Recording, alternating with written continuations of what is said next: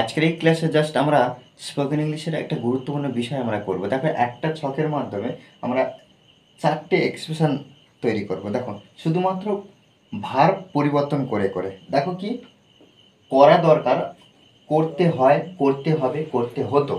দেখো এখানে do verb নিয়ে আমরা আলোচনা করব। ডু ভার্ব অর্থাৎ যেখানে এই যে ডু ভার্বটা ব্যবহার করব সেই জায়গাটা যে কোনো ভার্ব আমরা যে কোনো এক্সপ্রেশন ব্যবহার করতে পারি। ডেলি লাইফে যে কথা বলি, হ্যাঁ, খেলা, যাওয়া, ঘুমানো, দেখা, এই যে ভার্বগুলো আমরা এই যে ডু ভার্বের জায়গায় বসাতে পারবো। যেমন দেখো, করা দরকার, আমার করা দরকার, আমার করা দরকার, আমাকে করতে হয়। দেখো এক্সপ্রেশনগুলো দেখো, একটু আমাদেরকে একটু সুন্দরভাবে বুঝতে হবে। আমার করা দরকার, এই যে কোনো কিছু কাজ করা দরকার, আমার খেলা দরকার, আমার যাওয়া দরকার, আমার ঘুমানো দরকার, আমাকে সেখানে যাওয়া দরকার, বা আমার সেখানে যাওয়া দরকার, এভাবে কিন্তু আমরা বলতে পারি। আমাকে করতে হয়, দেখো এই যে করতে হয়, আমাকে খেলতে হয়, আমাকে দেখতে হয়, আমাকে পরীক্ষা দিতে হয়, আমাকে করতে হবে। দেখো এখানে এই যে করতে হবে অর্থাৎ কোনো কাজ বাধ্যতামূলক বোঝাচ্ছে। তারপর শেষে দেখো আমাকে করতে হতো, আমাকে করতে হতো। এখানে দেখো যখন আমার করা দরকার তখন আমরা লিখতে পারি কি, এই যে দরকার, করা দরকার, এই যে দরকার এর জন্য নিড টু ব্যবহার করব। আই নিড টু কি, এবারে দেখো এই যে করা, তাহলে করা দরকার, এই যে ভার্বটার জন্য আমরা কি বসাচ্ছি, ডু বসাচ্ছি। তাহলে আই নিড টু ডু, আমার করা দরকার, আমার করা দরকার, আমার যাওয়া দরকার।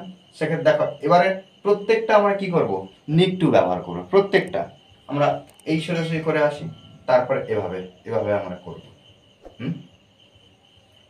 আমার যাওয়া দরকার, দেখো আই নিড টু গো। আর এটা মনে রাখতে হবে যে এই যে নিড টু ব্যবহার করছি, প্রত্যেকবারে আমরা কি করব, V1, নিড টুর পরে যে ভার্বটা ব্যবহার করব সেটা V1, অর্থাৎ প্রেজেন্ট ফর্মে, বেস ফর্ম যেটা আমরা ভার্বের বলি। আচ্ছা, এই দুটো করলাম। এবার দেখো আমাকে করতে হয়, আমাকে করতে হয়, তাহলে আমরা এখানে লিখতে পারি তো যে আই, এই যে হয়, করতে হয়, কোনো কিছু কাজ করতে হয় যখন বোঝাবে তখন আমরা কি করব, অ্যাম, ইজ, আর, এই তিনটের মধ্যে যে কোনো একটা ব্যবহার করব সাবজেক্ট অনুযায়ী, তারপরে টু ব্যবহার করব। দেখো আই অ্যাম টু ডু, দেখো আমাকে করতে হয়, আই অ্যাম টু ডু, আমাকে করতে হয়। তাকে যেতে হয়, he is, he is to, he is to go.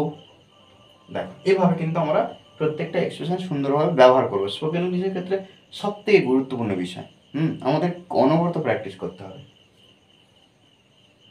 দেখো এখানে দেখো যে বাক্যটা আমরা বললাম, সেহেতু দেখো আই অ্যাম টু গো। দেখো এটাও V1 বসালাম, এটাও V1 বসালাম।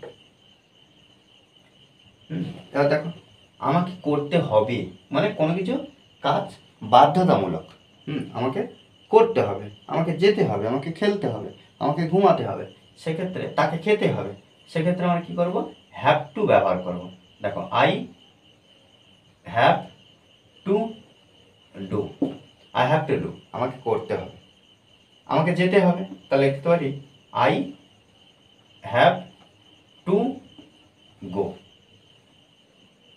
এখানে আমরা V1 লিখবো, এখানেও V1, অর্থাৎ প্রত্যেকটা ক্ষেত্রে আমরা কি করব, V1 ব্যবহার করব।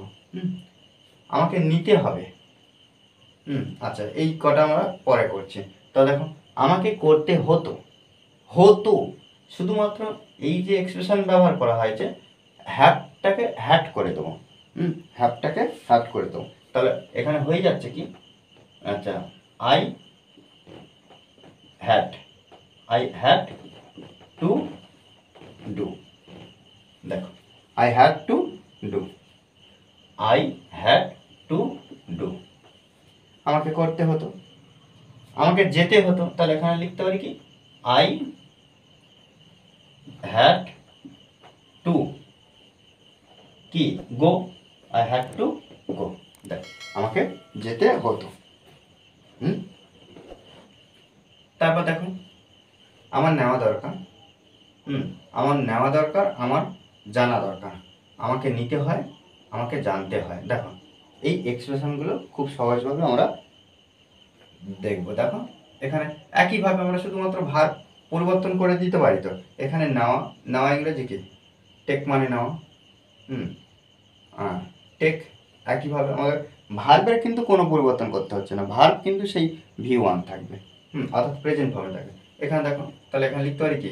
I need to, I need to take, TAKE, take.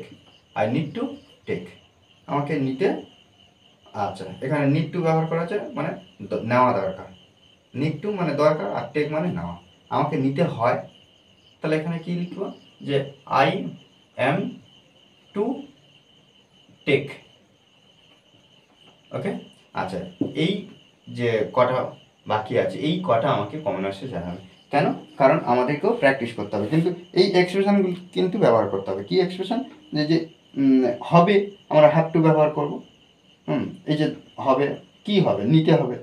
এখানে কি? জানতে হবে। হ্যাঁ, জানতে হয়, আমার জানা দরকার, আমাকে অবশ্যই কমেন্ট বক্সে জানাবে। কেন? কারণ আমাদের নিজেদের প্র্যাকটিস করা সবথেকে গুরুত্বপূর্ণ বিষয়। প্র্যাকটিস করতেই হবে, না হলে কি আমরা ইংলিশে ইমপ্রুভ করতে পারবো না। ওকে। আর এই ক্লাসটি যদি ভালো লাগে অবশ্যই লাইক কমেন্ট শেয়ার।